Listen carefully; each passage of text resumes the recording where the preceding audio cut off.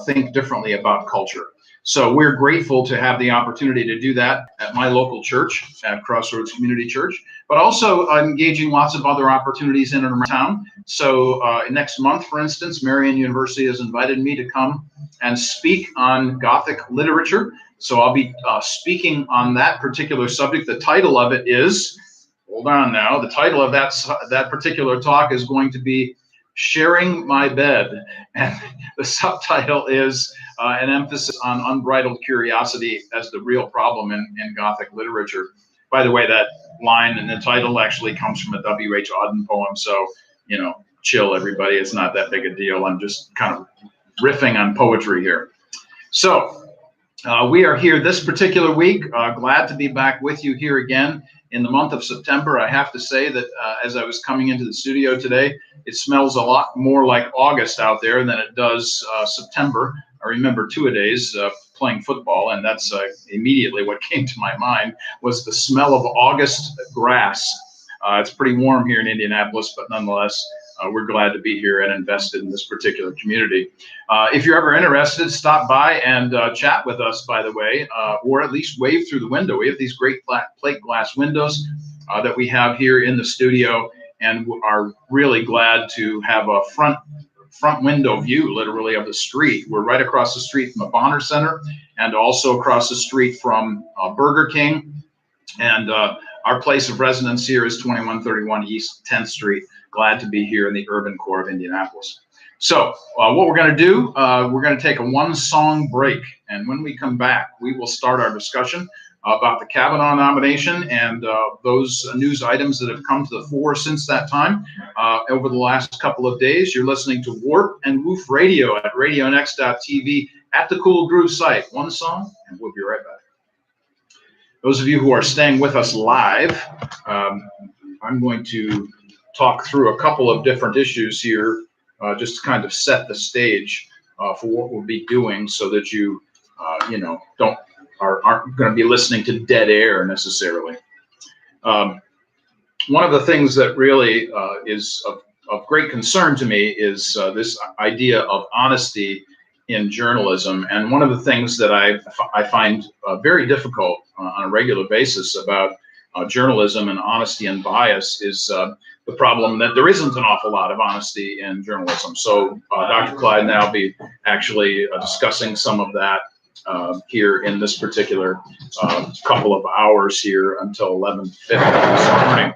And you can hear the chair is shifting, which means the man is here. So those of you who are watching us live, YouTube, live, Facebook, here we are.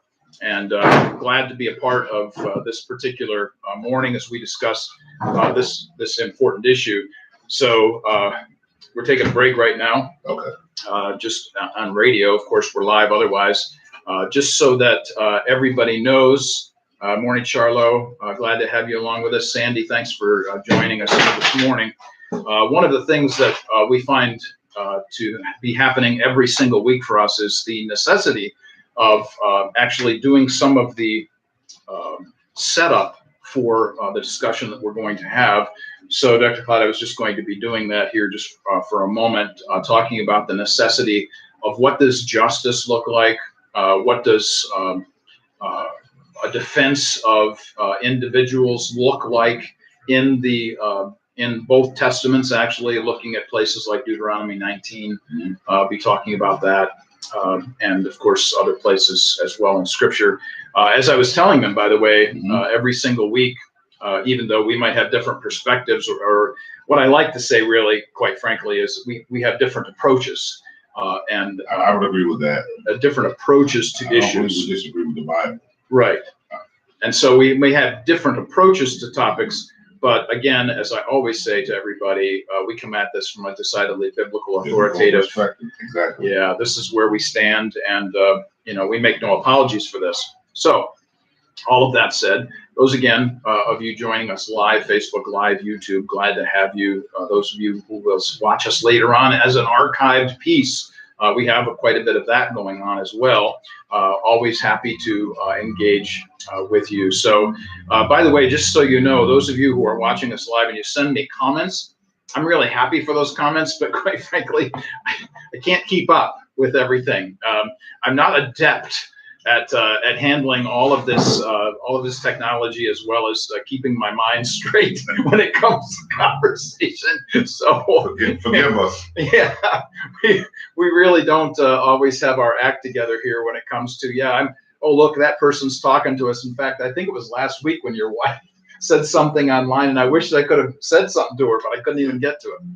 Anyway, so just some of those little funny things that happen when you're in a studio, and the kinds of things that happen when you're live on radio and you really can't go back and do it again, kind of thing. So thanks for hanging in there with us. Live Facebook, live YouTube.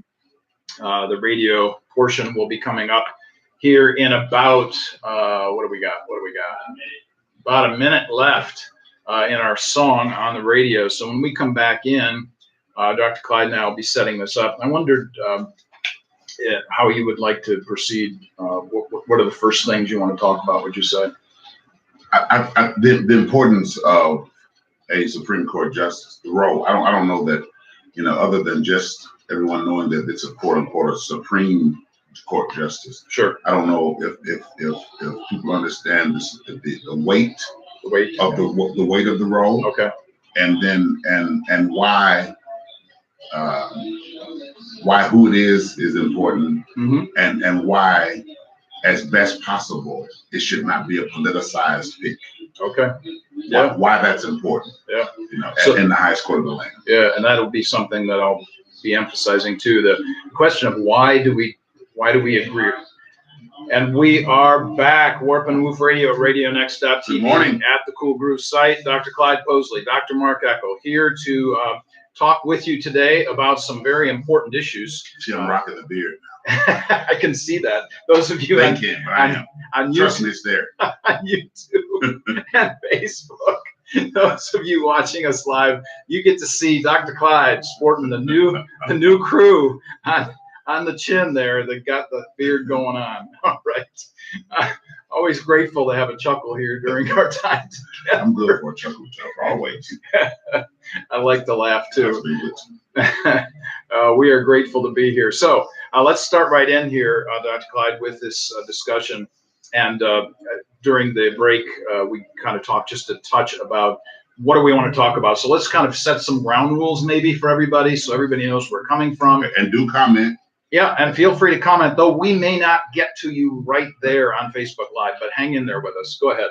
No, go ahead. Your ground rules. Okay, so ground rules. So one of the things that we always are going to say to everybody, look, Dr. Clyde and I do not yell at each other. We love each other and care for each other deeply. This is the first issue that everybody needs to hear going into this discussion. The second thing that everybody needs to hear is that there's a biblical authority base for both of us. We stand on the scripture. We also stand under it. And so there's the authority for us. We stand under the authority of scripture. That's right. Now, politically and socially, we may come to different conclusions based on our approaches to certain issues. And so that's what you're going to hear in terms of any kind of difference or disagreement. Though we may approach those things differently, it doesn't lessen any of the earlier things that I just mentioned to you. I think that's really important to say up front. I agree. I think people need to hear, and our regular listeners know this, but maybe have some tuning in who would not ordinarily be there. We both believe that it is responsibility of us as Christians to love people. We're going to end up with how we can best love and serve God by loving people. Yes. And our approach, just like our approach to that, may be different. The approaches of those listening to us may be different, but the end of us loving God is in how we treat people. Yes, there it is. So how we treat people is huge for us. That's where we're really drawing the line on all things that we actually practice. We hope what we preach, and that is to love God by loving others. Absolutely.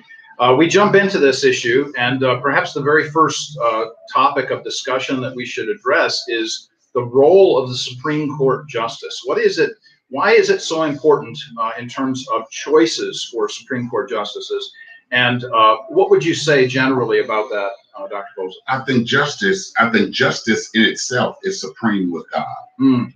Justice in its own ontology is supreme with God. Mm-hmm. And so who meters that justice has to be in line with God, the attributes of God, mm-hmm. and be willing above any shame, any challenge, to be willing to meter that justice in the name of God, mm-hmm. not because it's politically expedient, not because of any type of pressure. And so I think the supreme thing is justice. I think justice is the greatest expression of love that humans can share toward one another. And one of the things that we always want to say about justice is that justice is based on the standard of righteousness. So we do not live in a theocracy. Okay, so those of you watching, listening, hearing these words, we do not live in a place where we believe in some kind of law that only comes from on high. We actually live in the United States of America. We are American citizens. All of that stuff is true. Right. It's important to say that, though, because some people kind of take a direction, left, right, doesn't matter. They kind of view or veer to the extreme in one way or another. Right. But justice is not lived on those peripheries. Right. Yeah. So justice is based on righteousness. There has to be a standard by which we're going to evaluate all of these kinds of discussions that we have. So let's absolutely, and I absolutely agree with Dr. Posley on this, obviously. But let's jump to the next question, which is the issue of why are we for or against this particular nomination, this particular pick for justice? And I'll just kind of set the stage here, and then we'll just jaw back and forth about this. Yeah. One of the things that is really imperative to me, and I'm thinking now about my hermeneutics, which means how do I interpret Scripture, but also how do I interpret life? And so when I think about hermeneutics, one of the keys to my understanding of life and interpretation is something called originalism. Now, originalism means that I believe that we should evaluate law based on the meaning of the original writers. That is, when it was originally given, what was the meaning behind those particular laws or those ideas at the time they were written. So originalism, of course, is one of the things that you may or may not agree with. There are justices on the Supreme Court who are not originalists. I'm thinking of Kagan, Sotomayor, or Ginsburg. Those folks are not originalists. On the other side, and jump in anytime on this, the issue is a living constitution. That is, it shifts and changes with the culture in which we live. So those are the two basic philosophies. And one of the big reasons why Justice Kavanaugh is being, what word do we want to use here? He's being in some circles maligned and attacked, in other circles questioned, and a concern about his role is about the issue of originalism. That is, how is he going to interpret this based on the Constitution, based on the original meaning, or is he going to shift with the culture?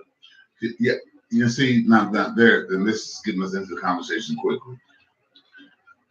I am a sort of originalist, I would somewhat, but I don't know that I would say I'm a protectionist.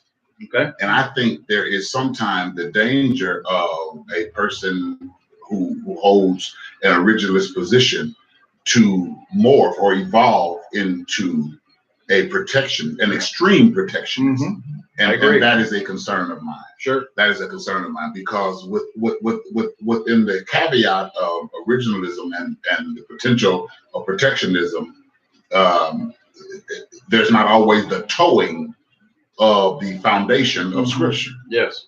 And sometimes that's because the politicizing things affects the view. Right. Years ago, I heard a philosopher came to the school at Union to lecture before us, and he said, God is both and neither, essentialist and existentialist. Okay. Says he suggests he is both fundamental and true to form, but he is also fluid. Mm-hmm. But he cannot be put in a box, so therefore not exactly uniform. And so and because he's immutable, he couldn't be existential. Right. So that's what he meant by he is both and neither. Yeah. True to originalism and fluid, but not at the same time because he's God. Yep. With that said, my issue is with Kavanaugh is if you look at his writings, if you look at his positions, if it's clear. You're right. He writes like an originalist. My concern, quite frankly, is his relationship with Donald Trump in light of Donald Trump. What I mean by that is, let's take. I could use. I've never had interaction with your wife. Other than just we met. I think we've talked. Yeah, just talked. Mm-hmm. But I trust her because I trust you. Yeah. Mm-hmm. When we exchange pictures about the grandkids mm-hmm. or just the kids in general. Yeah. I don't know them, mm-hmm. but I know you. Yeah. And I believe in them because I believe in you. Yes. I don't believe Donald Trump is a Christian. I don't believe his motives are pure. And all of the people, I'm sticking with the same subject. I'm just going around this way to get to it. Yeah. Every person he has selected mm-hmm. for prominent positions to become president has been indicted or convicted of a crime. And now the most important selection of his presidency is a Brett Kavanaugh. And for me, those other when you use whatever your mechanism of choice is, however you vet as a president, whatever your team does to vet people, there's a list of people who they either didn't vet well or lied to the vetter. Now we have a president. Now we have a selection who, in my personal opinion, may shock some of the hearers, may shock you. I think Brett Kavanaugh on paper is qualified to be in the role. But he is also, his relationship with Donald Trump gives people credence as to why we should trust another pick from you. Sure. All right. So let me just respond to a couple of the comments there. One of which is, I don't think you necessarily meant to say every single person that Trump has put in place. No, the leadership. No, but even with there are some. Every single. There are some who have been, absolutely. That is correct.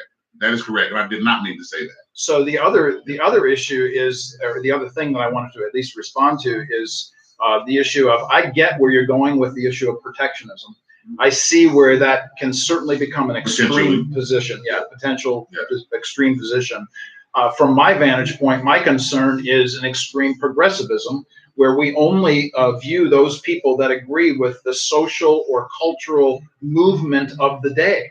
It's just as dangerous. It's just as dangerous. I agree. And so I think both of us on the same page, tell me if I'm on the same page with you, is we're really concerned about the extremes of the positions that people may. And I agree. Both of us agree. I agree. Yeah. I agree. So this is really where we're kind of setting our foot as it relates to how we're going to come about this particular discussion.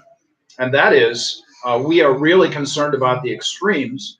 While I appreciate your perspective on our president and his persona, shall I say, I will at the same time recognize, as you do, that Brett Kavanaugh is well respected, well absolutely, and I want to make sure I threw that in there. Yeah, I get absolutely. I don't think I don't know how this current investigation with Dr. Ford is going to pan out. I don't know, about that, but I can see that on paper he is prepared.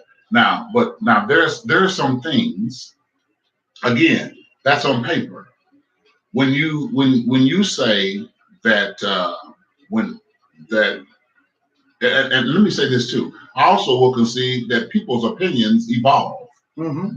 Sure. I concede that. I believe mine have. Yeah. Mine have. I have some opinions while and a better understanding of scripture that has evolved for me post-graduate work that I didn't hold pre-graduate work. Sure. So I will concede that maybe his opinion about whether or not, for example, a president can be indicted, a sitting president can be indicted. I can understand that evolving. But again, as I said earlier, I'm concerned about politicizing. When one of the senators, I believe Kamala Harris, questioned him directly as to whether or not he had talked with Donald Trump's lawyers about the investigation facing Donald Trump, he would not answer. If I want to be transparent, I answer that question. I have not talked to anybody about you're asking me to be in a position where I don't do that for the rest of my life, and you can be assured that if you put me on this Supreme Court, if you put me on the court, that I will not discuss with Donald Trump's lawyers.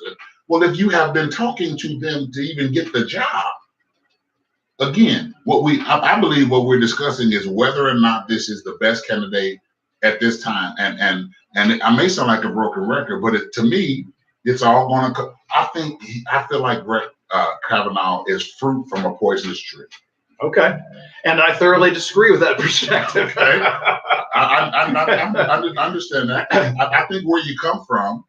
I think who selects you matters, and the Bible says you can tell a tree by the fruit it bears. Sure. Well, since we're talking about fruits and roots here, let's go all the way back to the George W. Bush 43 administration, which is where Kavanaugh actually worked. Right. I mean, really focused his time and efforts there. You have, out of that particular administration, at least 65 women who have come forward who have said that this is a upstanding gentleman, somebody who treats his wife well and does not disrespect women, if you want to just take that particular issue. Then you have a president, George W. Bush, who says, I stand by this particular nomination because I know the track record of this particular individual who was literally working with and alongside him during that particular time period. Whether or not you agree with all decisions that were made during the Bush administration isn't the issue. The issue is, while, yes, I give you that our current president may have his persona problems, I certainly agree with that. At the same time, I would say that that Kavanaugh's roots go far deeper than that, to other administrations, to other presidents, to other groups of individuals who have vetted him and said that this is an upstanding individual and somebody that we can trust. So are you suggesting? Are you suggesting that his relationship with Donald Trump is superseded by his own personal record? That's what it sounds like you're saying. Whatever concerns I or others might have about the Kamala Harris question that he wouldn't answer, or whatever that is, you're saying his record and the 65 women overrule the fact that he's connected to Donald Trump. Well, let's be clear about where Donald Trump gets his picks from. So Donald Trump gets his picks from the Federalist Society, which is a conservative branch of law and judicial personages. And so that's your opinion. Oh, that he got them from there? I'll let you finish and then I'll rebut that. Sure. Okay. Yeah. So the Federalist Society, for those of you who may or may not know, is a conservative perspective on judicial understanding, which comes out of the originalist perspective. And so many, if not all, of the picks that are coming, let's say from Donald Trump or other presidents who might be considered to be conservative, though we've dealt with that issue before, that particular organization really does have a tremendous influence in that choice. But go ahead. Okay, two things. Yep. One's about Merrick Garland, and Garland. Okay. Yeah. And the other one is about your statement about Donald Trump. Okay. I would expect a conservative president to be influenced by a group like the Federalist group. Whether or not I have a problem with that is irrelevant, because in the same way Obama was influenced by liberal progressives. Yeah. I don't disagree with that. Yeah. But where I disagree with your comment about that he gets his picks from there, I believe that let me ask you. Sure. Do you believe that the Federalist opinion is the dominating opinion that led to Donald Trump's choice of Brett Kavanaugh? Oh, I think it certainly had great sway. Now, I'm not involved in the inner workings of all of these. No. That's not the question. Do you believe that the dominating the overarching influence was that they wanted this deal. Oh, not that they wanted it, but they made these suggestions. Well, sure. And he wasn't the only one, by the way. Right, he was not. See, I don't believe that I believe the number one reason that Donald Trump picked Kavanaugh was his opinion that a sitting president cannot be indicted, should not be indicted. Okay. I get where you're going with that. And here's what I think gives foundation and credence to my opinion.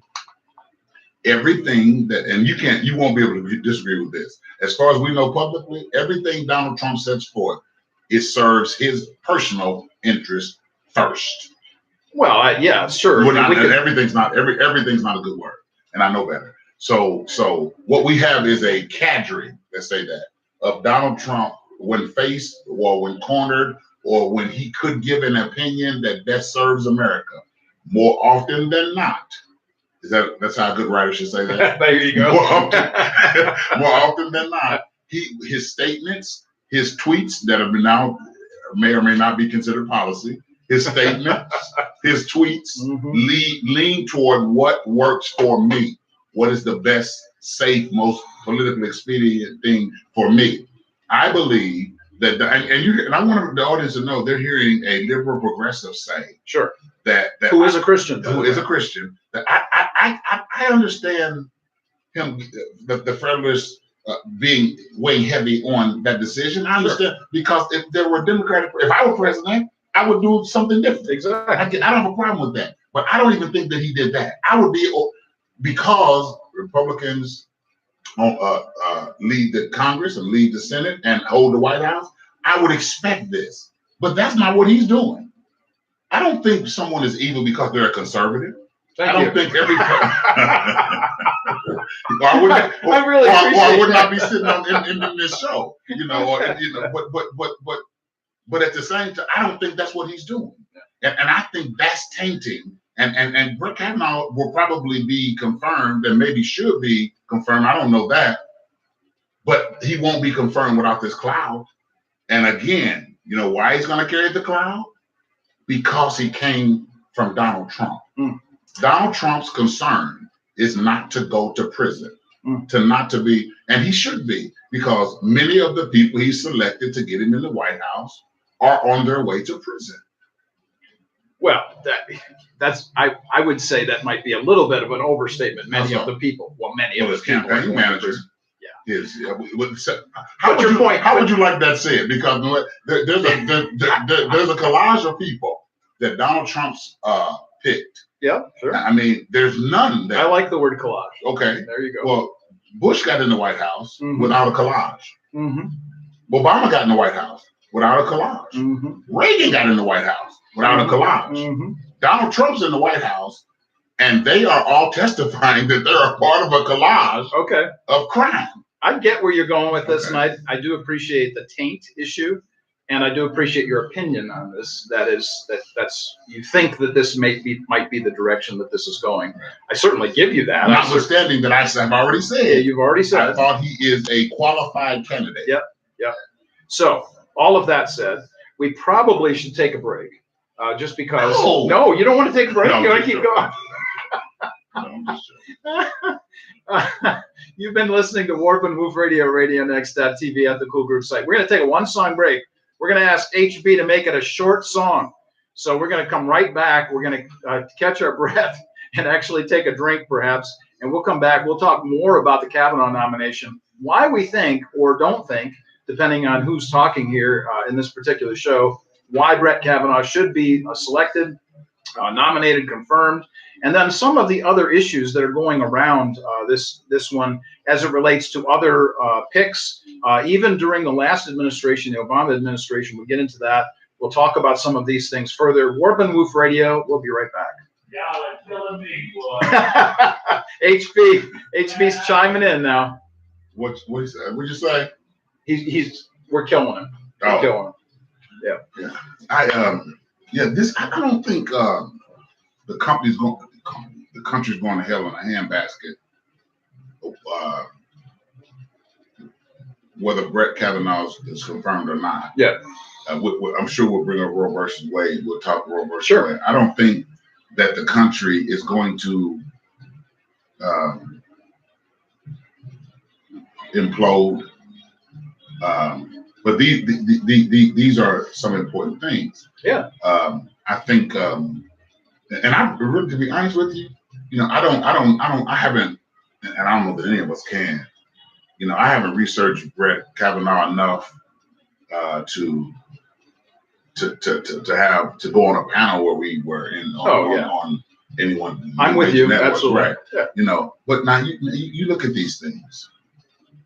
If I when you asked me about being on the show, this is a small microcosmic example of a larger thing I'm talking about. I Googled you. Yeah. Just Googled you. Yeah. Sure, you Googled me. I did before the show. Sure. And so you should have. Okay, let's look at what you were looking for was information. Yeah. Not necessarily negative information, but I do want to know who I'm dealing with. Right. Okay. The Republican Party, and led by Donald Trump, hid hundreds of thousands of pages. Not that it's not been done before, but hid hundreds of thousands of papers and emails and information relative to Brett Kavanaugh. Why? I would respond generally by saying that if you compare the amount of paper that's been produced under Kavanaugh's nomination versus Sotomayor, Kagan, and who was the one before that? I can't remember who it might have been, but 4 times more the amount. Mostly because folks like Sotomayor and Kagan weren't really on the bench that long and didn't have that many opinions.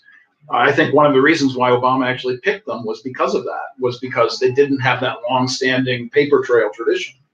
But are you playing into my view by saying that? I am playing into the view that suggests that Brett Kavanaugh and Donald Trump and the White House and whatever else has given inordinate amounts of information. That's true in comparison. In comparison to Right. others, so much so that I don't know that stands too well. I mean, in the sense that can we get enough information? If he's written more opinions, he should have more. So Yeah. that's in my view, that's kind of a wash. He's going to have more. They didn't have it available. So maybe we'd had more on them had they had it available. In my view, I'm talking about what has been not made available intentionally. Intentionally. He's going to have more because he's written more opinion. He was on the bench longer than each of the persons that you Right. Kagan and Sotomayor. Right. And one of the things I would say to that, though, is that he worked in the White House. And so there is executive privilege to be responded to in this respect. I agree. And we have security issues and all of those kinds of issues. And maybe we're questioning maybe we need to also at some point question this whole process. Well, because if we want someone just like the presidency, whoever, now we've never seen Donald Trump's taxes. We don't know what's in there. Maybe that process needs to be. Congress needs to legislate that's a requirement. We don't, because now money and issues are coming into play, which would have made that important. Yeah, actually, they did actually just produce his taxes a few months ago. The White House put them out. Donald Trump's taxes. Put out his tax returns and so on. From I don't know how many, 2016 or 17, whatever it was. My only point in suggesting. What's he done since he's been president? I mean, my only point in suggesting that is that it turns out that he's paid a whole lot more taxes than anybody ever thought. But anyway, I think this is an important issue that we raise here in terms of how many? Got it. This is fun, man. It's always fun. I always love being with you, man. Any thinkers enjoy get the privilege to think. Yeah. The freedom to think. Yeah. And we are back. Warp and Woof Radio, RadioNext.tv at the Cool Groove site. Those of you who've been watching us live, Facebook and YouTube, or see the archived edition of these things, get to see what we've been talking about during the break. We'll be bringing up some of those things actually on the live radio broadcast. Some of you have earbuds in at work. You're listening to these things. Some of you are home. My mom is probably got us on her tablet right now watching Facebook Live in Denver, Colorado. And I know she's got a whole cadre of folks out there watching us. They love the show, by the way. Hello, everyone. And I know that you've got a whole bunch of folks from your church that watch this. I do. Yeah. I do. This is a marvelous thing that's that we have opportunity to do. And I always leave here and go to Bible study. They bring it up. There you go. And one of the, I just say this again because I think it bears repeating that it's a marvelous thing to see a white PhD, a black PhD, who really care for each other, who are both Christians, who approach these issues from different vantage points. We just need to say that again. So we're going to jump back into the Kavanaugh nomination and talk a little bit more about why this is so important to us. So before break, we were talking about the Garland situation. Right. Maybe we should bring that back up and kind of give a context for that for our listeners so that they understand where we're coming from on this. Well, we were talking about the committee, the Senate Judicial Committee, Judicial Committee, and how even before that, the Senate Majority Leader Mitch McConnell just refused to even give Merrick Garland a hearing. Mm-hmm. Now, he was selected by Obama partly, and I quote, because he is the pick that the Senate agreed was confirmable, even under a Democratic president. Why can't he get a hearing? Why couldn't he get a hearing? And what that is, and I got what I was going to lead into about it was how the whole procedure might need to be revamped. Sure. There was no reason other than political expediency. Sure. That Garland, who was told, as was the president, that as bipartisan as it can get, if you go with Garland, we can get him on. He didn't have these things.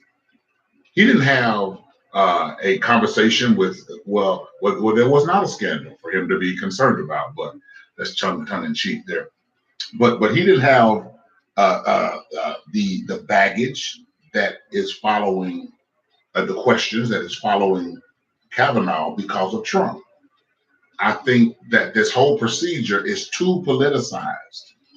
I wouldn't disagree. If it's this politicized now, then how are we to know, or what assurances will we have that Brett Kavanaugh is not just a politician being who wearing a role, doing the bidding of a particular party and president? Well, I think I would push back on that last comment. That's we're here to debate. You can do that. So how are you to know? In your opinion? Yeah, well, let me go back to the first word that you used that I thoroughly agree with, which is the process is politicized.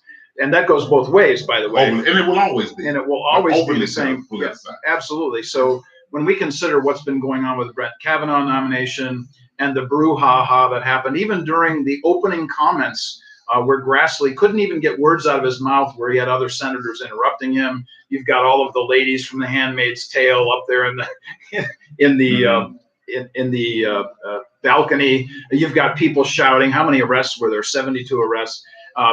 And then, of course, you've got this at the 11th hour, maybe at 11:59, actually, this letter coming out from Dianne Feinstein, and which has been given to her by another congressman on the other side of the House. These kinds of things are the politicization of what we're seeing now is no different no matter who has been president, whether it be in the Obama administration or in this particular administration. We see this procedural approach all the time. I don't know if I would say it's been no different. I believe Donald Trump has heightened this type of out of bounds rhetoric. I think there were protests I think there will be protests with a pick who, for many, is selected in the minds of many to reverse Roe versus Wade. So there are going to be women, particularly in the Me Too movement season. Yeah. But I think the protest, which is a First Amendment right, I think the protests in the courtroom and just the protests in general have been heightened by the bombastic nature of Donald Trump. I love that word, bombastic. Yeah, absolutely. While I wouldn't disagree with the nature of what we're seeing, I don't know that I would necessarily agree with the fact that in our last presidency, we had a president who himself was, let's say, for instance, prickly when it comes to any kind of response that might have been sarcastic. Define prickly. Yeah, prickly. Here's an example of this. And now we're going to kind of traverse into the journalistic discussion.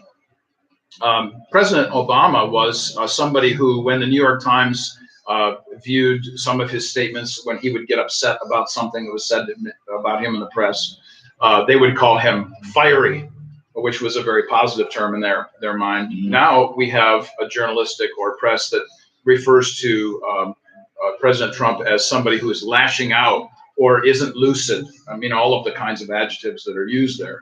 I don't, yeah, I know. I'm finding it very difficult to defend That's what I'm saying. I'm sitting there thinking, Mark, you are smart. I'm glad we're on this show together. When you call a nation in leadership, well, you any context, like for me to call you. Now, my fraternity, one of the colloquials we call dogs. I'm a member who made this up. DAWG. DAWG. It's not a four-letter. It's just a. Yeah. But there is no context for me to call you a dog right here. Mm-hmm. It's just not. Yeah. And no matter how we slice it, we're going back to. I'm saying this in light of the comparison that you made with Obama. Bush, Reagan, Nixon. We're going back here. Did not. I mean, we just, and there's no way that doesn't influence the country's response, which was my premise about the protest. Sure. is matching the thrust. Okay. But the issues haven't changed. The issues haven't changed. They haven't changed. The issues haven't changed.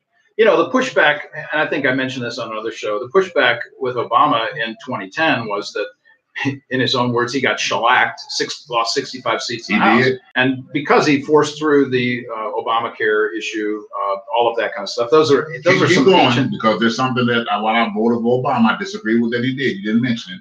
You can say it. I don't. It's not biblical. You're talking about marriage equality. Marriage equality. Right. Okay. Yeah. Well, anyway, we could go in lots of different directions with this, and we don't necessarily want to get off into the personalities of presidents necessarily. Right. Well, Mark.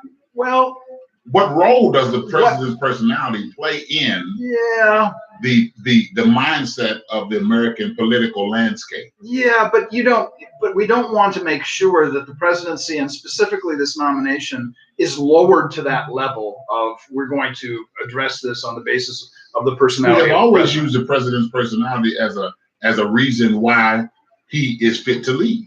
Have we not?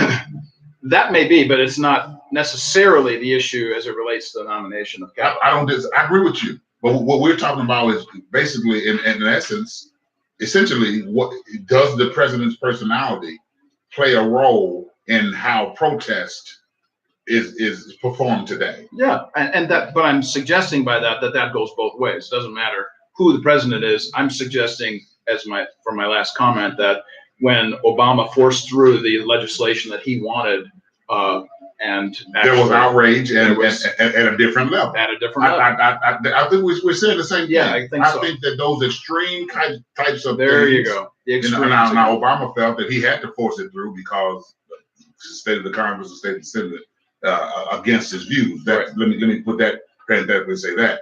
And so he felt, without much choice. Yeah. But I think that action. Mm-hmm.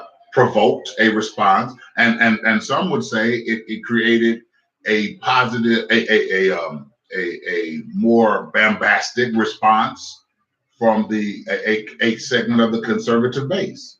Well, that's part of how Donald Trump got elected, right. as response to those actions of Obama. And I suspect that we're going to see some of the same things take place in this coming election in November. I agree. I actually am getting ready to write an editorial entitled Backlash, because I do believe that this is going to happen. But I think that there's more at stake here in terms of the emotion of this. And here's where I would agree with the issue of the persona and the personality of the president forcing this, because he is the way he is and says what he does and acts the way that he does. This particular president is forcing an emotive response in ways that probably would have happened, but maybe not to the degree of which it's happening at this very moment. I agree with you. I think if it were possible to take out this the Russia investigation, and if it were possible to, if Donald Trump had not behaved himself in terms of performance in terms of his performance as president, and just here's a good way for me to say it. If a different conservative president selected Brett Kavanaugh, he would already be confirmed. Okay. That's the way I want to say it. All right. That's a good way to say it. Yeah. I don't know that that would be an interesting. Whether he should be confirmed or not is not the point. Yeah. He wouldn't have this problem. Yeah. This is a prognostication that would be lovely to kind of figure out, the what if, the science fiction of all of these kinds of things. Maybe it's a book. Yeah, maybe it's a book. Yeah, we're going to have to publicize your book here coming out here pretty quick. Just before we take a break, though, let's just kind of wrap up our first hour, because I think it's important for both of us to actually kind of get a reboot or a review of some of the major points that we made. So why don't you go ahead and just highlight some of the things that you want to say, just to review for everybody's sake. Yeah, I think one of the things that I really was trying to iterate and want to leave it from the first hour, one of the things is the impact of the presidential performance on an otherwise prepared SCOTUS candidate. The impact of if the impact of the presidency is tainting that, what else is that performance tainting? It was also important, from my perspective, to talk about is Brett Kavanaugh what he says he is? We may never know, because we're distracted. Okay. We can't fully investigate. We can't fully question him. Even if Ms. Ford is a let's go extreme and say she was a plant from the Democrats are just trying to find a way to interrupt. Well, we don't know. One of the things that I would want to emphasize, just in terms of review, would be my position as an originalist, and I think Dr. Clyde would certainly agree with perhaps a majority of an originalist perspective. Though where we would disagree, or at least want to draw some more lines, would be about the extremes that both protectionists and progressives could and sometimes do and actually do take. And that, I think, is important for us to say. And I think when we come back, one of the things that maybe we should lead off in our second hour, having to do with the presidential picks and where did all of this begin. And I want to talk about Ruth Bader Ginsburg, a C-SPAN issue that I just watched with her this morning, and then talk about Robert Bork and what happened to him with Edward Kennedy in 1988, which really began this process of what we're seeing here today. In this fashion today. Yes, in this fashion today. You're listening to Warp and Woof Radio, RadioNext.tv, at the Cool Groove site. Harold H.B. Bell is going to be spinning some cool tunes here, and we're going to be right back in just a minute. Those of you live, look forward to chatting with you offline. Those of you listening to us on the podcast, we'll be right back. Yeah, a little bit. That's why I said that about you on air or in social media. I said you're going to cool the airwaves with some jazz. What are the comments? Let's see. God bless y'all. Yeah, we're trying. I've enjoyed the program today. Thanks. Thumbs up. There's my mom. Brian Hudson, Brown versus Brown of Education. A non-originalist is non-originalist. Dr. Posley's audio level is low. Good stuff, gents. God bless. Hello. Good morning. Hello. Thank you for sharing. That's Charlo. We hadn't gotten started. Yeah. So thank you everybody for watching and for commenting. As we had mentioned before, we're not necessarily going to get a chance to respond to these things, certainly on air. This, I'm telling you, radio, but it just goes so fast, and we're responding to each other, and we're thinking about what's actually going on and having our own thoughts and all that kind of stuff. So thanks for hanging in there with us about all of this. Do you know Dr. Brian Hudson? Yeah, Brian Hudson was actually the one who did all 3 of our 1-minute commercials for Comenius. Mm-hmm. Yeah, I was about to say we should probably have him on one day. he was my second guest. Really? Yeah, on the program back in 2016. Yeah, he's a great mind. Mm-hmm. And he actually was, when he first started his interviews, the interviews he does with folks around town, I was one of his first interviews. Okay. So he's a Facebook friend. Yeah, absolutely. Too. He is. Yeah, Brian, if you're listening, thank you ever so much, obviously, for all of your work. We're grateful for it. Dr. Posley suggests we have you back on. I was just mentioning that you were my second guest, as I recall, in this program when we started back in February 2016. So thank you for that. And of course, for all of the good commercials that you made along the way. We probably need to reboot some of that, especially the radio one when we have Dr. Posley and I both on here. And it would be good to make sure that he is on that as well. Anyway, just some side comments there. He's a good brother, even though he's Catholic. when he hears that, he's gonna fall out laughing. I'm letting that all go because I have no clue what that's all about. So I just let that go. He knows what it's about. All right, we'll just let it go. Oh man, been having some good times down at IUPUI. That's it. The rhetoric. What's that? What's class? Reading, writing, and inquiry. Yeah. What level? It's a freshman level. Just first thing coming in. So are you getting anything taught? When I teach freshmen, that's the problem I have. Oh, it's really a lot of fun. They know so much. Oh, well, sometimes they do, but you'd really like this class. In fact, I was going to ask you today, I think I've said this to you before. Would you be interested in coming down sometime just to chat with these guys? I've got Larry Smith coming in from the Tobias Leadership Center. Okay. He's coming in tomorrow. And I'm doing this because once they write their papers, I've got this kind of a lull in the class where it's kind of hard to start the next thing. Mm-hmm. You know how that is. You get papers turned in and you're having that discussion. So I'm having him in for the first big papers due tomorrow. I was thinking maybe I can have you in for the second big paper. Sure. When was that? I'd have to look at my schedule. Okay, it's not tomorrow. Oh, no. Okay. No, it's in October sometime. Okay. Yeah. Okay. Yeah. So we're going. I'll let you know. Okay. And by the way, next week, Tuesday night is the pro-life dinner. Right. Yes. Remember, I'm reminding myself as much as I'm reminding you about that. Going to that. Anybody watching us here live, going to the pro-life dinner here in Indianapolis this next week. Wonderful stuff going on. It actually was in a conversation or conversations. Tom Foltz was in a few weeks back. He's the one organizing the Josh McDowell speaking engagement here at IUPUI as well as at Butler and Purdue and other places. But Josh is coming in February, and just a shout out to Tom and the group that's working toward getting Josh on campus. Looking forward to that. I'll make sure that you know all about the specifics on that one too. Okay. I think I did the calendar next Tuesday at. This is next Tuesday, the 25th, is it? It's 6 or 6:30. I've forgotten exactly the time. And you are doing an evangelistic group, series on Wednesday through Friday next week. Yeah. But it's in town. Yes. So you don't have to go anyplace. Okay. Send me the information. I thought I stood right there and put it in when you gave it to me. Okay. Because I remember calling my wife and asked her. I remember that.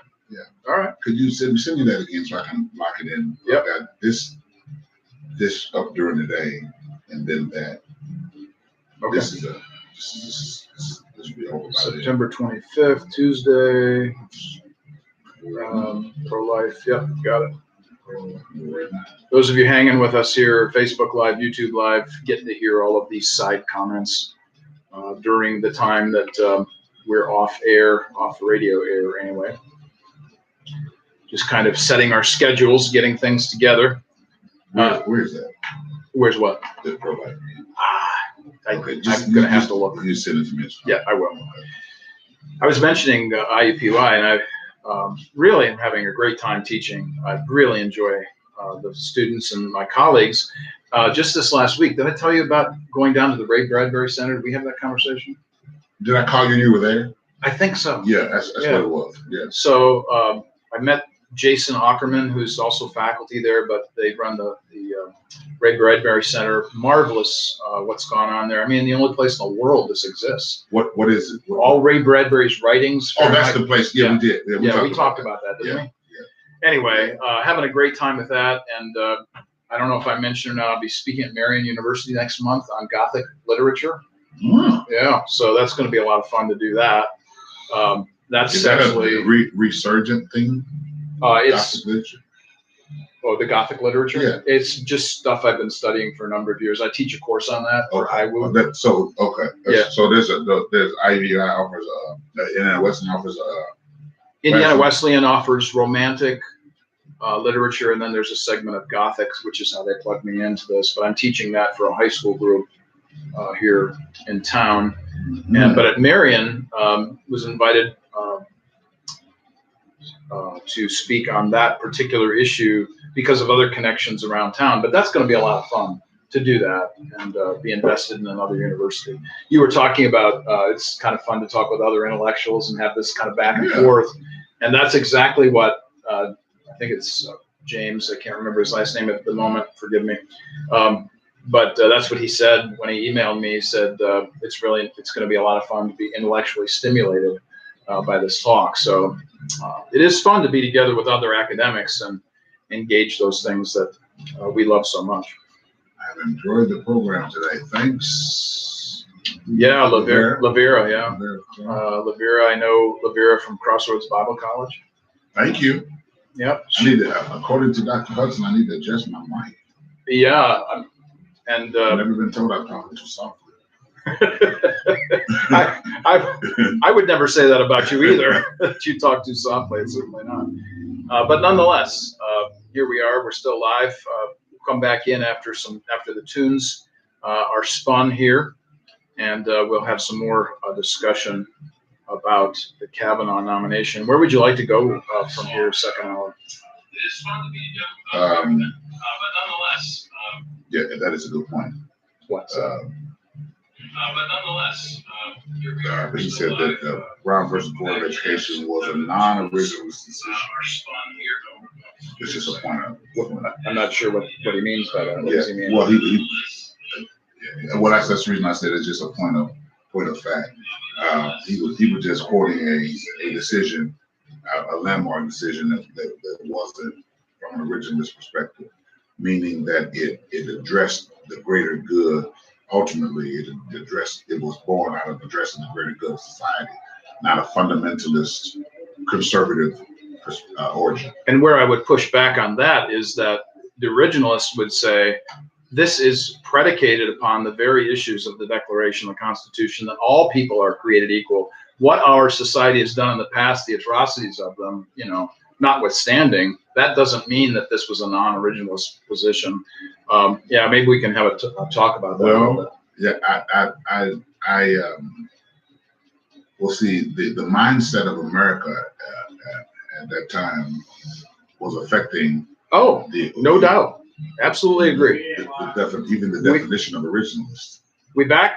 Yeah. We are back. Warp and Woof Radio, RadioNext.tv at the Cool Groove site. Dr. Clyde Posley, Dr. Mark Eckel, here at Warp and Woof Radio, 2131 East 10th Street, right across the street from the Bonner Center and Burger King. Come see us and have lunch with us sometime. They have great salads across the street. So we are having a great conversation here, Dr. Clyde and myself, about the issue of the Kavanaugh nomination.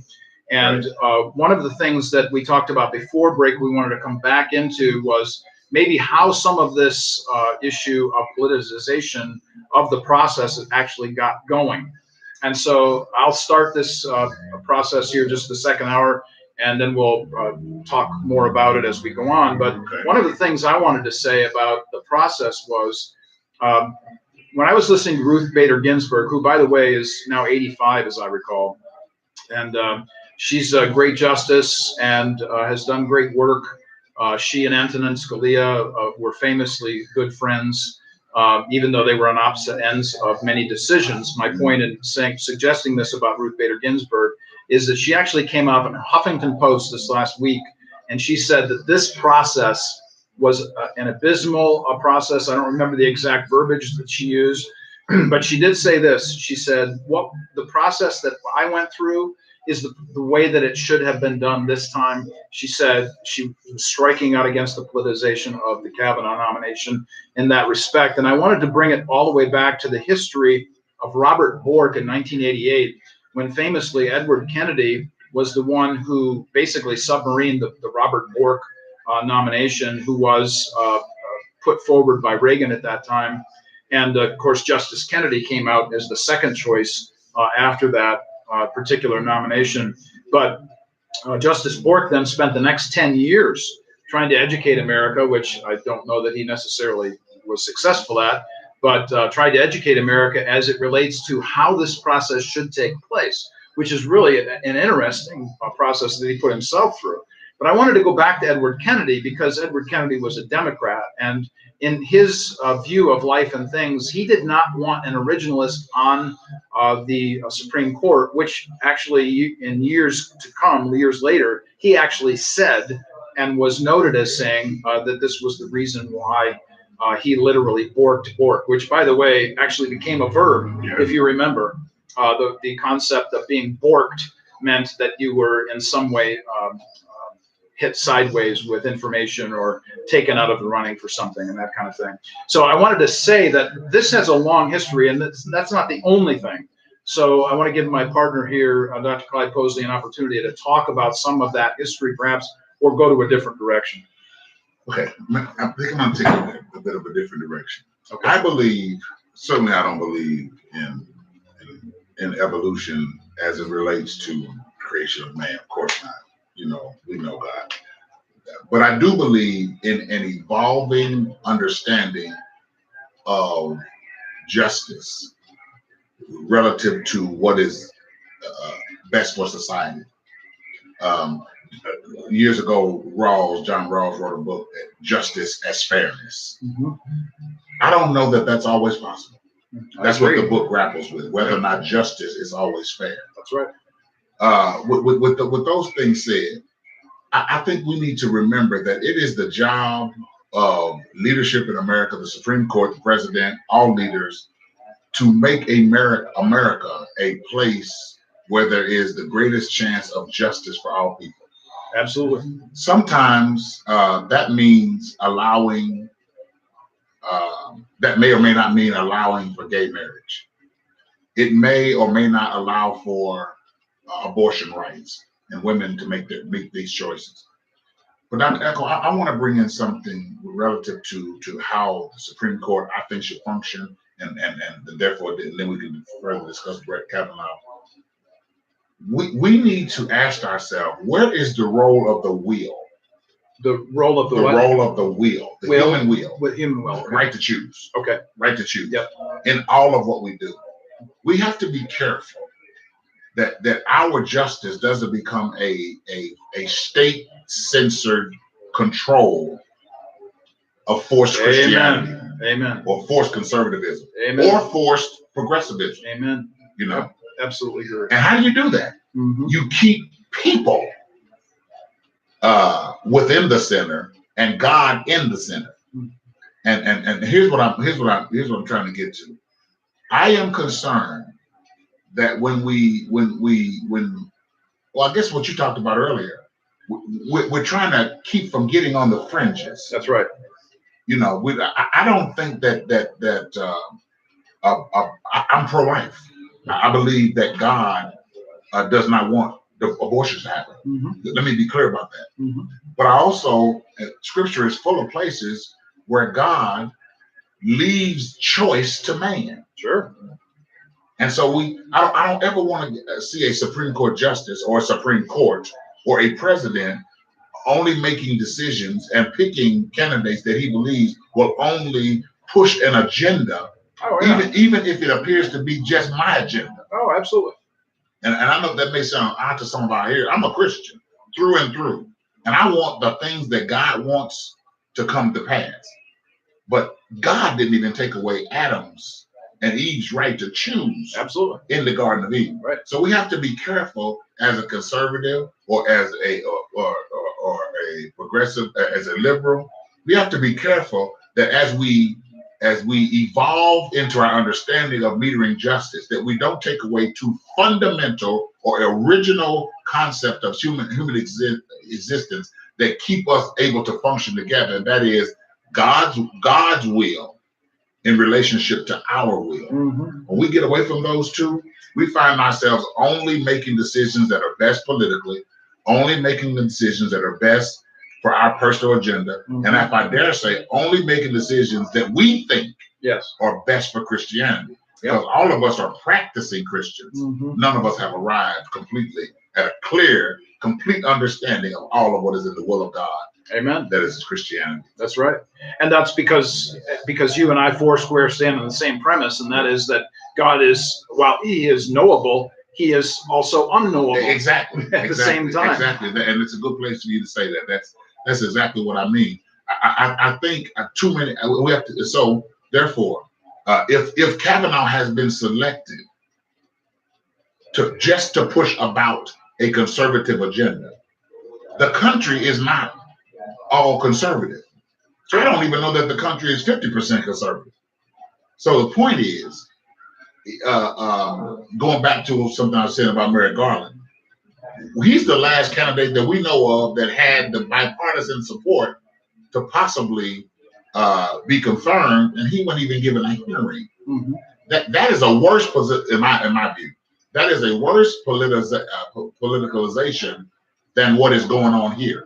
Because we don't know what might have happened in his confirmation hearing. He may have had the shouting, the loud protest, but he didn't even get a hearing. Yeah, that's the greatest expression of politicizing in a terrible way. Yeah, I think we would probably disagree about what we would think might be best or worse in any given scenario in that sense of Thinkers things. would. Just because we approach these things from various points of view. Uh-huh. But I absolutely Foursquare stand with you about issues of justice, human will, our own decision-making processes, and I will say, and this is, I think, important to suggest, and I'm going to bring in literature at this juncture.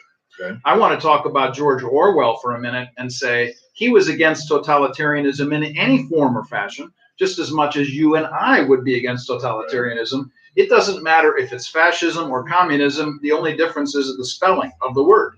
Honestly, if you have an authoritarian state, what George Orwell was really concerned about in books like 1984, he's really concerned, obviously, about some usurping power taking over. And, you know, from the other side of the aisle, as it were, not that I'm a Republican, but from the other side of the point of view in terms of being a conservative, I would say that this is what conservatives are concerned about. And the reason why they actually voted for Donald Trump as much as they, at the same time, might have held their nose in the process. Because they knew what Hillary Clinton was going to bring. So I think what Mitch McConnell does, absolutely political. Absolutely, I agree with that.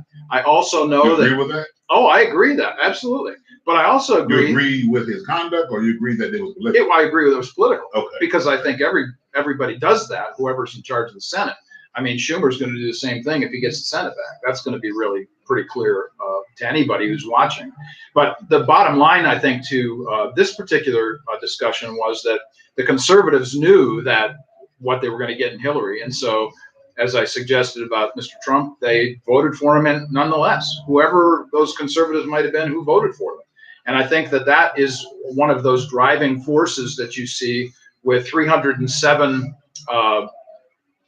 electoral votes given the person won this particular election. In fact, let me just say this, just kind of going back to Mrs. Clinton for a moment. Mm-hmm. I actually wrote something on my website about politics as it relates to this, because I thoroughly believe, like everybody else did, that Mrs. Clinton was going to be confirmed or elected. Well, Elected. And I think that she would have chosen the kind of people that she would have wanted just as much as anybody else might have done, as you well suggested early on. But I was actually getting ready for a Clinton presidency in my own mind, because I was going back to 1 Peter chapter 2. So if you go back to read this thing, you'll see me basically preaching to myself. Okay, look, this is the way things are going to be. This is how you should respond. There should be respect because this particular individual is in this position, and on and on and on. All of that to say, there are reasons why people choose what they do, progressive liberal, perennial conservative, even though we may not agree at the moment that we're going to get the perfect pick, the perfect justice, and the justice in the sense of the idea of justice. And I'm going to suggest that we often live with a tension of the ideal and the real, that we see the ideal, and I stand with you on that. I'll walk arm in arm down any street with you on this issue, but understand at the same time, we're not going to see it fully in this life. And we're not going to see it in any judicial nomination or confirmation in this life.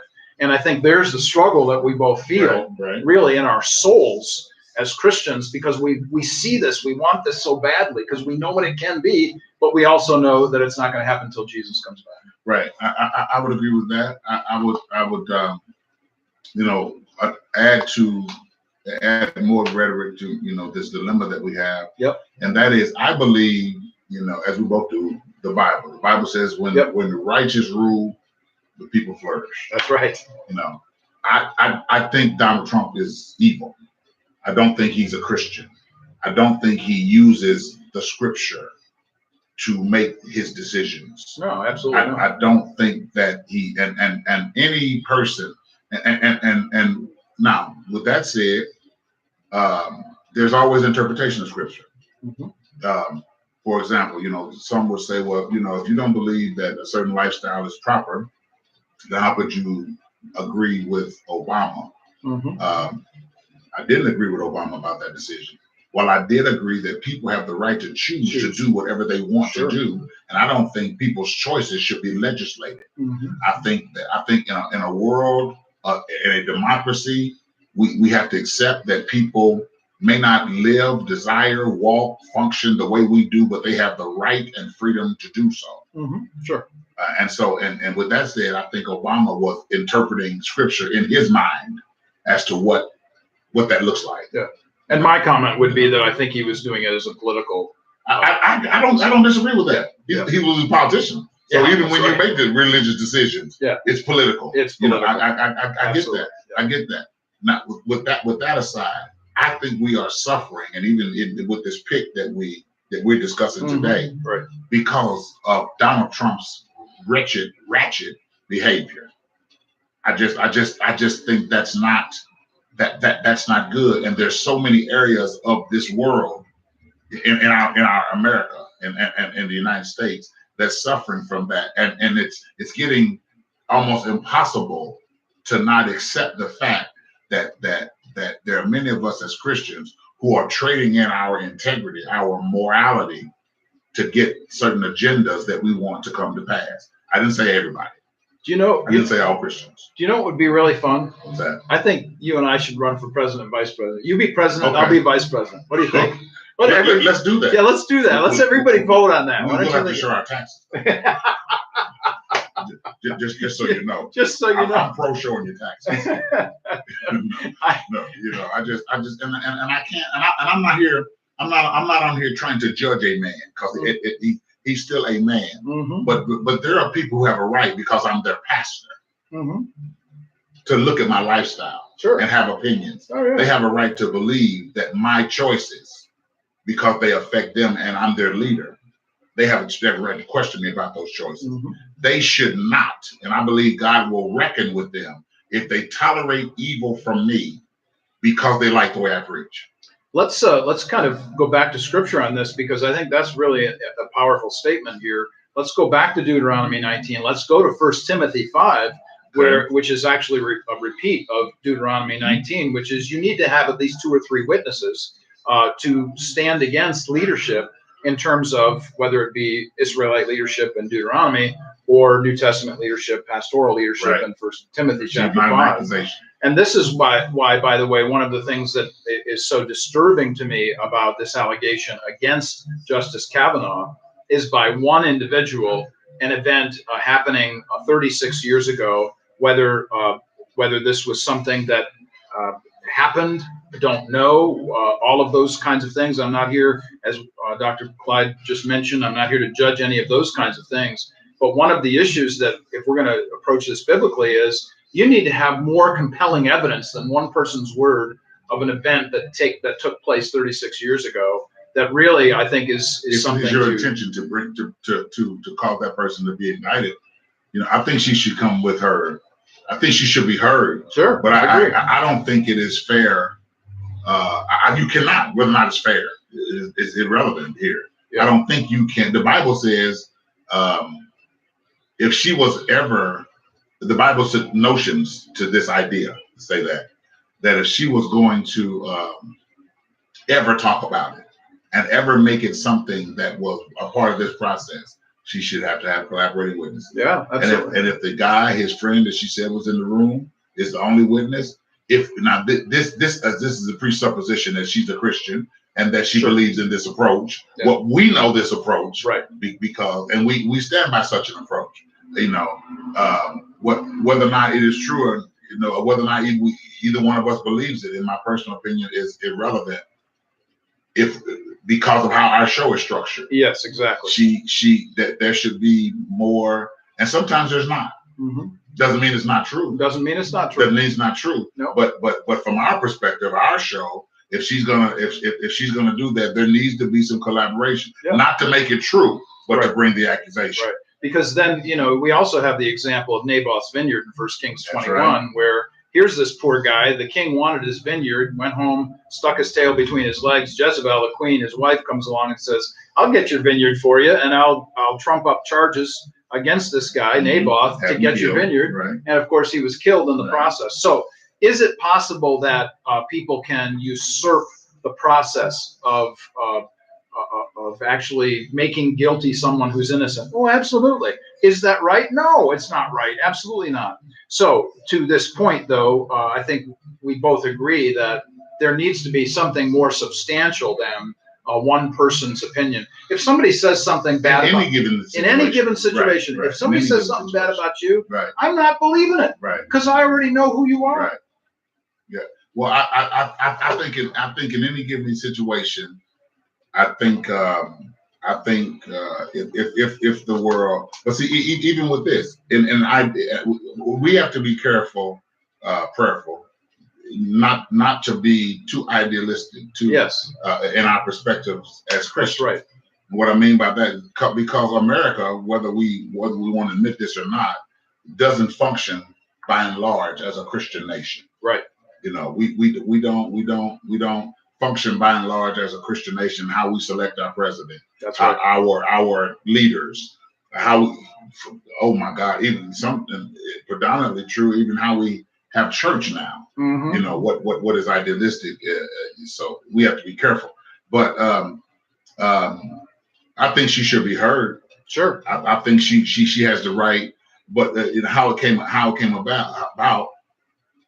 I don't know if I agree with that process, whether Democrat or Republican. Right. I don't know if Dianne Feinstein was ever going to say something, but she should have said something, or not take the letter. She had the letter and accepted not that Ms. Ford requested that it not be released. Well, Ms. Ford, if you're not gonna, I think she's thinking of not testifying now. Right. Okay. If you didn't, why ever bring this up? Mm-hmm. Because now, for those who don't want to believe you, you're giving credence to whether or not you should have ever been heard in the first place. Right. And she could very well be telling the truth.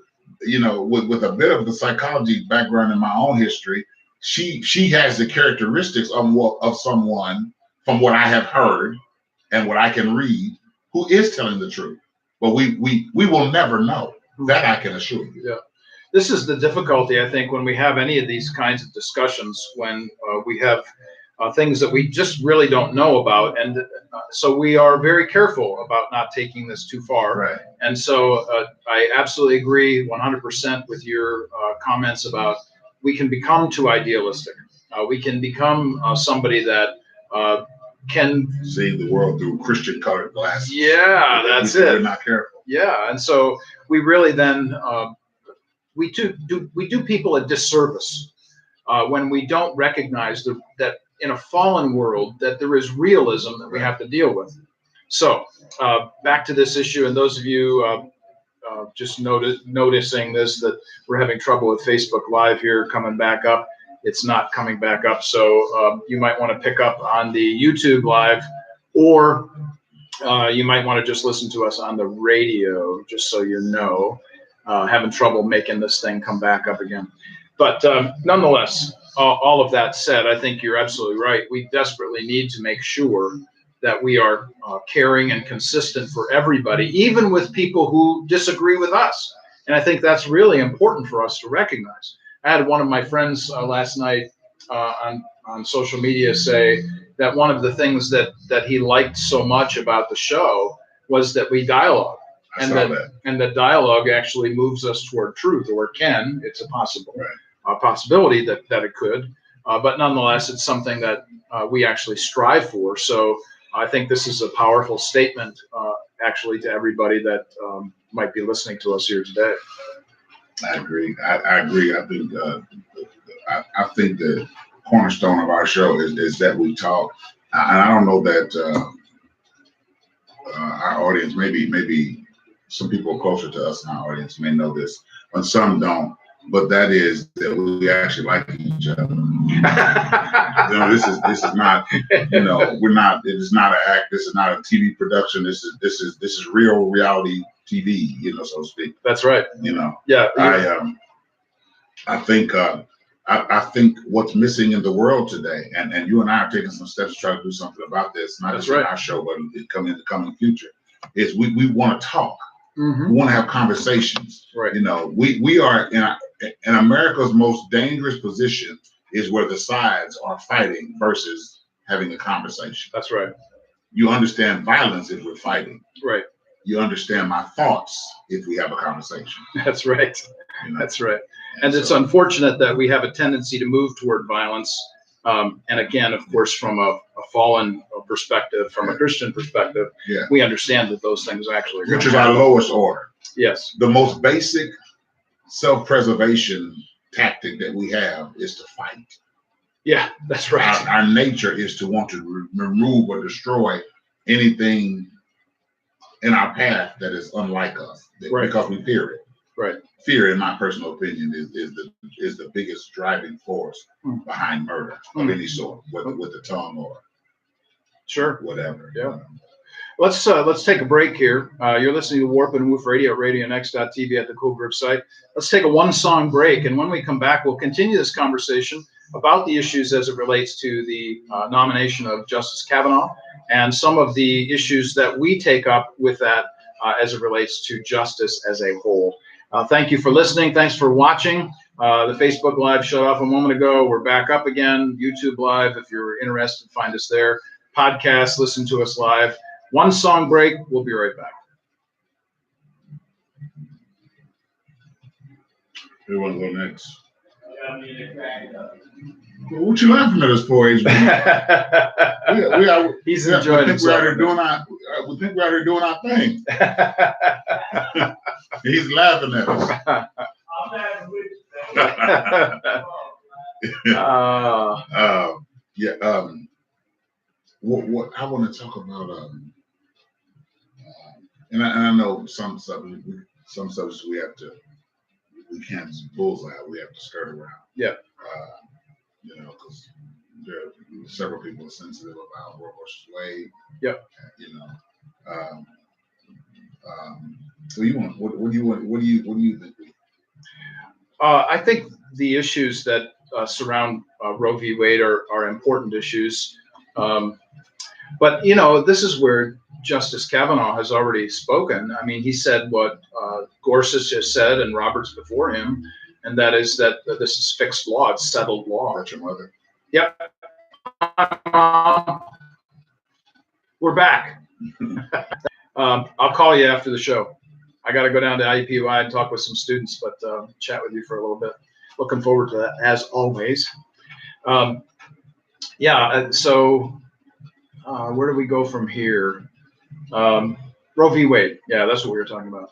So settled law, I think that's an important point to make, as much as I do believe that it's the American Holocaust, that 60 million children have been murdered. And, even if you take it from Ronald Reagan's perspective, Reagan, the reason why he said that he believed that in pro-life was actually a monetary financial issue, he actually wrote about this. He said, one of the things that's necessary for the future of the republic is our workers to sustain Social Security. So one of the things that he suggested in part of his response to a pro-life position actually had to do with economics. Not that the person in the womb is the resource or the product, but that if you're going to try to convince somebody, hey, this is an important issue, and the only thing they'll listen to is economics, that might be the way to go. That's a side note. I don't know why my mind was going there, but there you go. It's in there. You read it. I read it. Yeah, so that's right. Yeah. Going back to stuff you tell me all the time, we're kind of bringing back all of these things that we've been talking about. Facebook Live, we came back vertically, by the way, because the horizontal wasn't working. A friend here in town had suggested that we go horizontal, which really was working well for about an hour plus, but now we're got to go vertical because I don't know what's up. Anyway, that's not my technical skill. By the way, those of you listening, for the sake of saying this, you can Posley every Sunday at this church, I'm sorry, Baptist. Sorry about that. And then I am teaching at my church at Crossroads Community, a course entitled Thoughtful Christians and Culture. So if you're interested in hearing more from us on the weekends, you can hear us there. Wow. So we have those things going on as well. And just so that you know, do you have your stuff taped, by the way, at your church? I do. Yeah, so you can hear Dr. Clyde's taped sermons. Last Sunday I preached. The last Sunday that I preached guns, the guns of men and the gates of hell. Oh, exploring wow! What a title! American gun violence. All right. And for my part, you can actually see the video of my teaching this last week. We'll be doing this all the way through mid-December for Thoughtful Christians and Culture. You can go to ComeniusInstitute.org.com to find those videos if you're so inclined, and then Antioch Baptist to hear Dr. Clyde Posley. So for those of you who might not get enough of us on Wednesday and you want more, we're coming back on Sunday, baby. It's Sunday and we're coming back. So yeah, we can, I think we might want to pursue that issue of choice and make sure that everybody understands that we're not trying to be usurping somebody's, because the consequences of choice, I mean, we could go into that too. Leviticus 26 is pretty clear about if you don't listen, if you still don't listen, absolutely. If you continue not to listen, 7 times God says this to his people. And I wholeheartedly agree with that.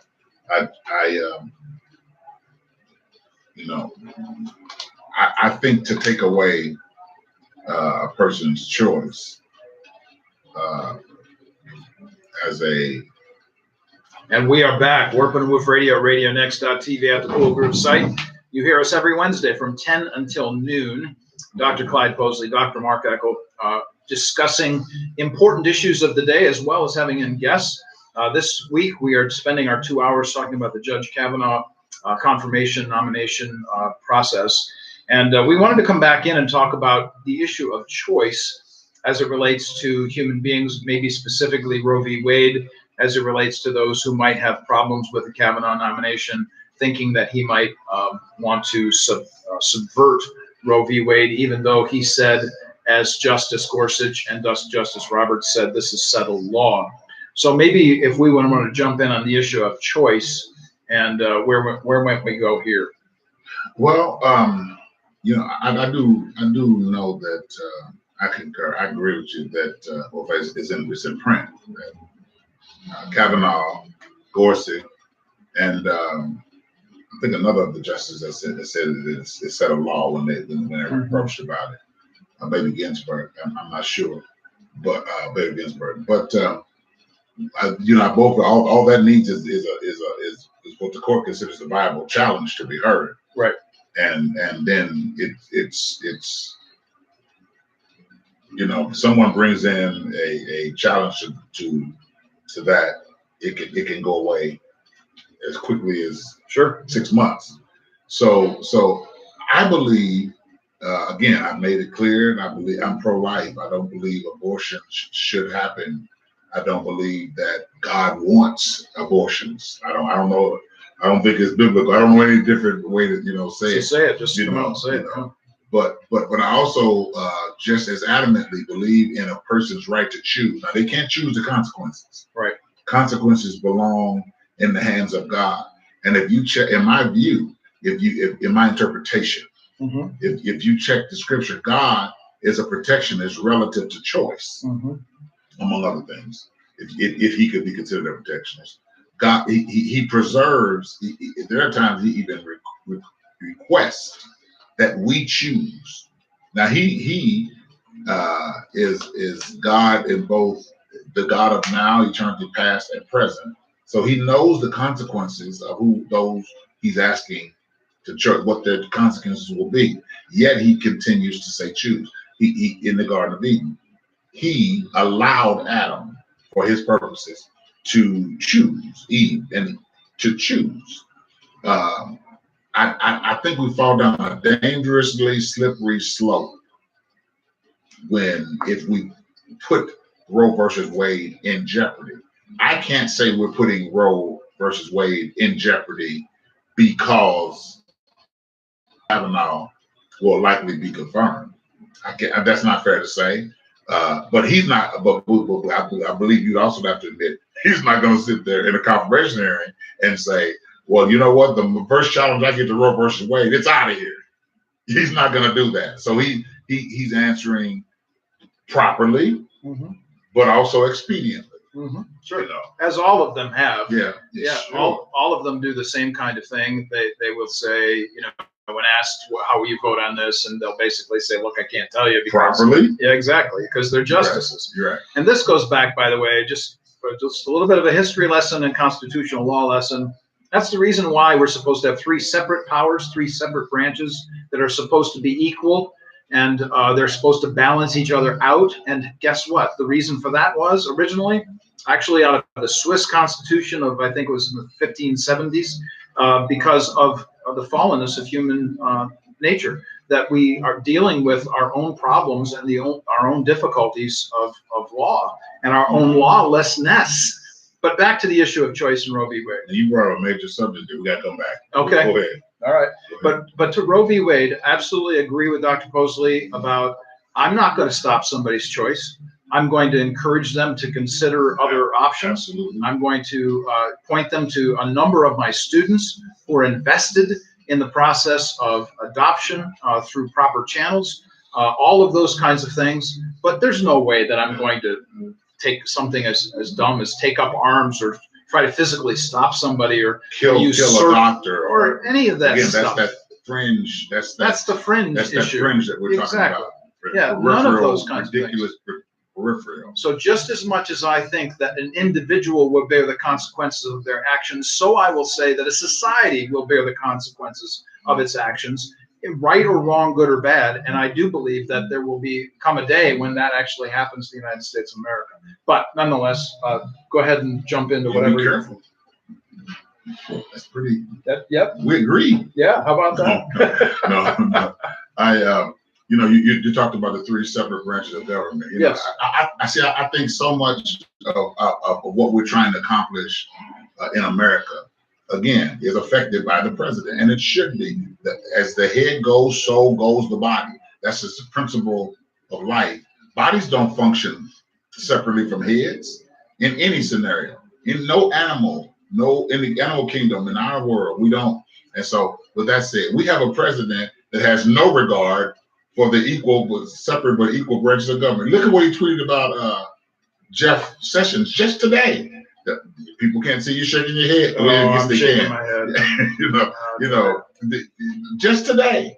And again, the question that's why the question of Kamala Harris was so important. If you're having conversation, if you're having conversations with the executive branch, and you are in the Supreme Court that would hear any argument against the executive branch, or if a Senate issue arose, or if you're hearing that, then those lines have been blurred. That's the importance of that question. Not so much whether or not he had the conversation, but if he did, what does that mean? And so that's my concern. We just can't continue as a nation to have basically one branch controlling the other three, because the idea of checks and balances are destroyed. And I think, in my view, it's showing up in this nomination of Brett Kavanaugh, who I have said earlier, who I think is probably on paper qualified.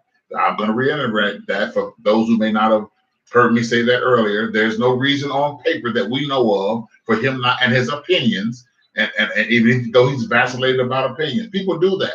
You and I have acknowledged that we have evolved in our understanding of some things. The opinion you just gave about a person's right to choose, you probably didn't have that view when you first became a Christian, or first became. I was much more literal, dogmatic, and sure, so was I. Yeah.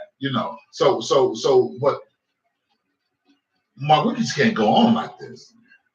We just can't. We just can't have. We can't. There's a day of reckoning coming, just about this crossing. The powers, the legislative branches, the president control. But then also, let me say this. This sends a bad picture to future politicians. I have people in my church, young people in my church, who want to get involved with politics. I've had questions approached to me. So why didn't Jeff Sessions support the president before anybody? Is this the way you treat? Is this loyalty? And see, when I see us out so many evangelicals, just who, unlike you, are just quiet about this, it bothers me. Because if we believe that what is moral should take precedent in any moment, it should take precedent at every moment. Sure. Yeah, I don't disagree with anything you've just said. I would put in context Ms. Harris' comments, though. That I watched that little clip that was taken out about a minute and a half, where she was going back and forth with Justice Kavanaugh. Just the general sense that I got from the fuller context of that video was when she said, as she did, about Justice Kavanaugh carrying around that little book with you. Well, that little book that he was waving constantly was the Constitution. I would hate to think that Ms. Harris was in any way denigrating the Constitution of the United States. I don't think so. Yeah, and I would hope not. But nonetheless, the context of things that we hear, sometimes we get these video clips. I just want to say this to people about journalism. Please don't believe everything you read on social media. Please don't listen and believe everything you hear in whatever media outlet you're in. I want to make sure to say that, because not everybody is going to have all the truth all the time. We should be getting down the road toward those things. But what does that mean? Oh, let me give you an example. How far are you willing to go with that? With the general sense of media? I'm going to help you. Yeah, I'm going to come in and chime in, but let me finish your statement. Yeah, so let me just give you an example of this. Yesterday morning, I'm on my way to IUPUI to teach, and I'm listening to NPR, which I always do when I'm in the car. And I'm grinding my teeth, as I usually do when I listen to NPR in the car, because here's this presentation. It's like 10 minutes long about the whole confirmation nomination issue. And we hear from who? We hear from Leahy, who's a Democrat. He goes on and on and on and on, all kinds of softball questions. We get a general understanding from a Democratic liaison who's coming in. We hear nothing from the other side. We have no view from the other side. So if all you hear during those 10 minutes of NPR, all you're going to hear is one perspective, and that's what gets me rankled every single time. I agree with you. I agree with you, but now let me be clear. Come on. Yep. Again, I keep going back to the president. I know you do. You know, but okay. Everything that's said on MSNBC is pro-liberal. Yep. Well, not everything, but you know where I'm going. Is pro democratic progressive liberal. Yes. On CNN, the slant is pro-democratic. Yes. On Fox, it's total conservative, and just now here's the problem. I believe that every totalitarian leader's rise was born once he took over control of a public opinion. Oh yeah. of the media. I agree. Hitler. Yep. When Hitler wrote Mein Kampf, it took over the mindsets of a people that already felt marginalized. Oh yeah. And before you know it, he is the media. Mm-hmm. Sure. There is no media. Right. That is another one of these fringe concerns that we're having. Now, I listen, and you and I have talked about this often. We make sure that we listen to every point of view. Exactly. Yep. Exactly. But and so that and it's dangerous. Our listeners need to hear this. It's dangerous to sit in front of your TV and never change the channel if you are listening to a subject. There you go. You know, so you're not going to get every view. So that's why Mark and I actually sit through a whole 4 or 5 hours of C-SPAN. Well, I don't know about that. And hear the whole. I do. And hear the whole. I want to hear the senator before, after context, the whole testimony, the whole answer about that question. Yeah. You know, all those things.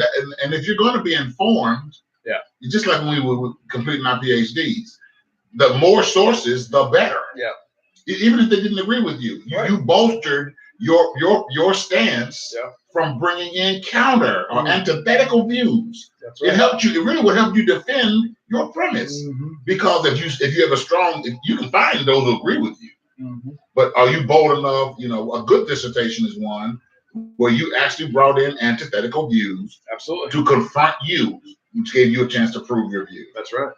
Yeah, boy, I tell you what, once again, Dr. Clyde Posley and I absolutely agreeing on this particular issue about media and journalism and hearing all sides, and this is huge. This, of course, reminds me of what we just said a moment ago about Orwell and his concern, his warning, by the way, to both sides. He wasn't in favor of either side, and he's just, of course, concerned about dictatorship and totalitarianism. As much as this also reminds me of this class at IUPUI, which we're going to invite you down and have you speak to some of these issues where we want young people to hear various points of view and from various people.